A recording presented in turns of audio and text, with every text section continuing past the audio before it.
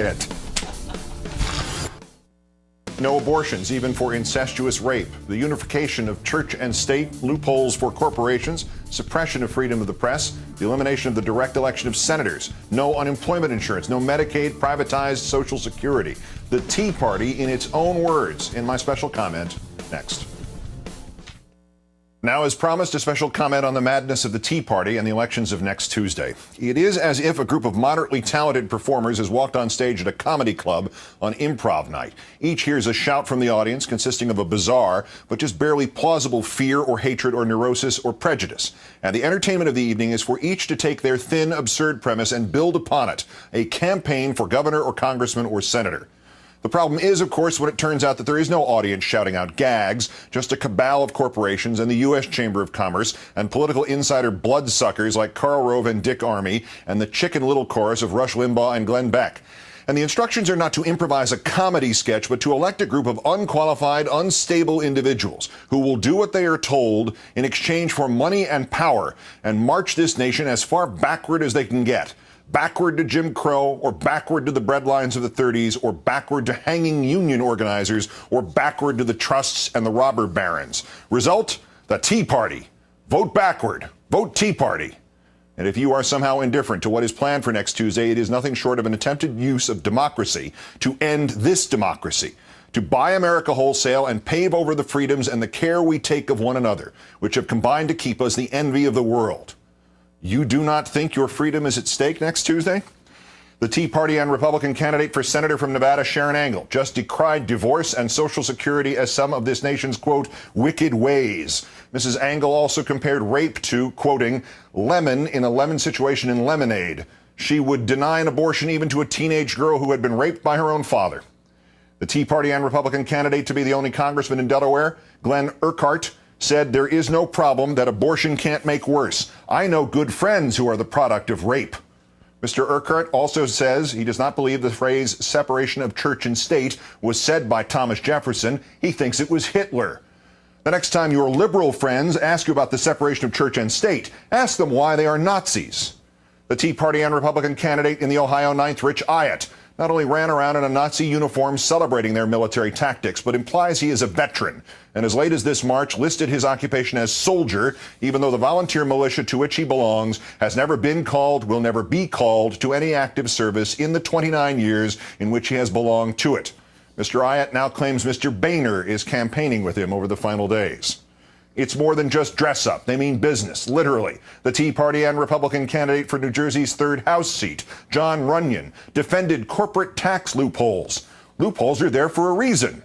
They are to avoid people from really having to pay too many taxes.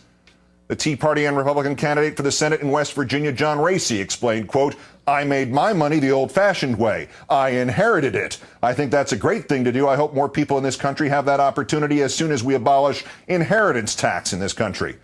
The inheritance tax applies only to estates larger than $3.5 million. For the 99.8% of Americans not affected by the estate tax, there is the minimum wage, which Mr. Racy also wants abolished. Or there is Social Security. The Tea Party and Republican candidate in the Indiana 9th, Todd Young, says Social Security, as so many of you know, is a Ponzi scheme. The Tea Party and Republican candidate in the Wisconsin 8th, Reed Ribble, disagrees. Social Security is, in fact, a Ponzi scheme.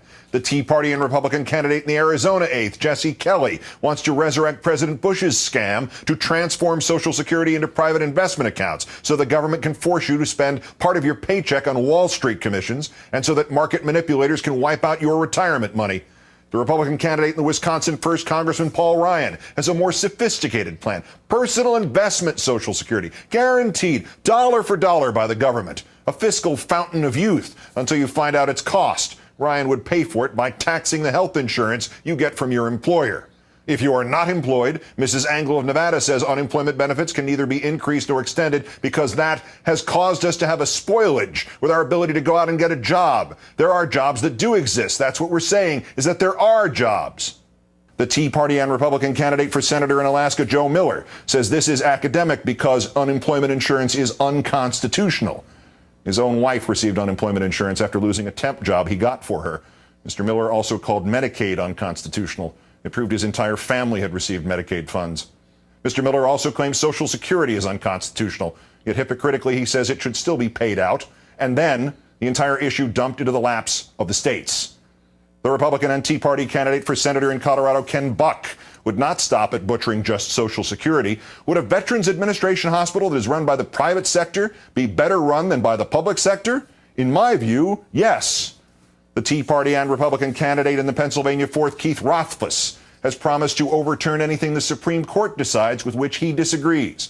Congress's ultimate weapon is funding. If the Supreme Court rules you have to do something, we'll just take away the funding for it. Back in Nevada, Mrs. Engel decries health care reform and also health care itself. Everything that they want to throw at us, she says, is now covered under, quote, autism. As to educating those children, Mrs. Engel will not pay for. Mr. Buck of Colorado waxes nostalgic.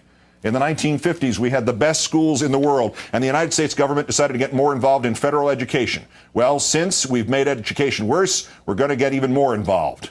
In Ken Buck's America of 1957, fewer than 1 in 5 black children graduated high school. Fewer than half of white children did. To the Tea Party and Republican candidate in the California 11th, David Harmer, Mr. Buck is a wild-eyed liberal. Mr. Harmer once advocated eliminating public schools altogether and returning education into this country into where it was before 1876. People acting in a free market found a variety of ways to pay for a variety of schools, serving a variety of students, all without central command or control. And without girls, blacks, or even the slightest chance you could go to college. The Tea Party and Republican candidate in the Virginia 11th, Keith Fimian, is not so sure we need a federal bureaucracy for education. The Tea Party and Republican candidate in the Florida 2nd, Steve Sutherland, wants to defund the Department of Education because we can't afford it. The Tea Party and Republican candidate in the Texas 17th, Bill Flores, offers a trifecta plus a delusion. Get rid, he says, of the pornographic endowment of the arts, Department of Energy, Department of Education, and with them, he says, Acorn, which went out of business last April 1st. The Tea Party and Republican candidate in the Arizona 5th, David Schweikert, is passionately, he says, trying to eliminate the Department of Education because it's, quote, unconstitutional. And while one of the few threads uniting the ragamuffins who constitute the slate of Tea Party candidates is so-called strict interpretation of that Constitution, Mr. Miller of Alaska wants, in fact, to change the Constitution. He wants to repeal the 17th Amendment. The Tea Party and Republican candidate for Senate from Utah, Mike Lee, called that 17th Amendment a mistake. Last year, Mr. Buck of Colorado said the 17th Amendment took us down the wrong path. The 17th Amendment, of course, permits the direct election by the voters of U.S. senators. Buck and Lee and Miller not only demand you elect them to the Senate now, they then hope to deny you the right to elect somebody else next time. The ubiquitous Mrs. Engel, meanwhile, wants to repeal the 16th Amendment. It provided for a federal income tax.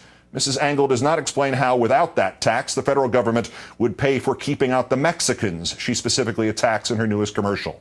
The Tea Party and Republican candidate for senator from Kentucky, Rand Paul, wishes to repeal the 14th Amendment because it interferes with a private business's right to ban black people from its premises, and also because it allows anyone born here in America to be American. He is worried about anchor babies.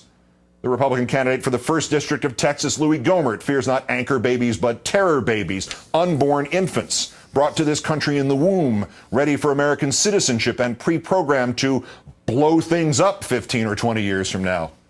Curiously, Mr. Gohmert has not been asked if he is in favor of aborting them. The Tea Party and Republican candidate for governor of Arizona, Jan Brewer, sees not terror fetuses, but headless bodies in endless deserts, murdered by immigrants who are nearly all drug mules. The Tea Party and Republican candidate for governor of Colorado, Dan Mays, believes a bike-sharing program is part of a plot to turn Denver into a metropolis run by the United Nations. The Tea Party and Republican candidate for Senate from Delaware, Christine O'Donnell, believes she was cleared to read secret classified documents about China because she's been working for nonprofit organizations for the past 15 years. She also believes China is plotting to take over the United States, and the first evidence of this is that, quote, China is drilling for oil off the coast of Florida. This fear of the Chinese clearly does not extend, though, to the Tea Party and Republican candidate for Senate from Illinois, Mark Kirk. One day, he held a fundraiser with American businessmen in China. The next day, he voted against closing tax incentives for outsourcing American jobs to places like China. The Tea Party and Republican candidate for Senate from Wisconsin, Ron Johnson, is also in favor of relocating employees. He testified against toughening laws on pedophiles and employers who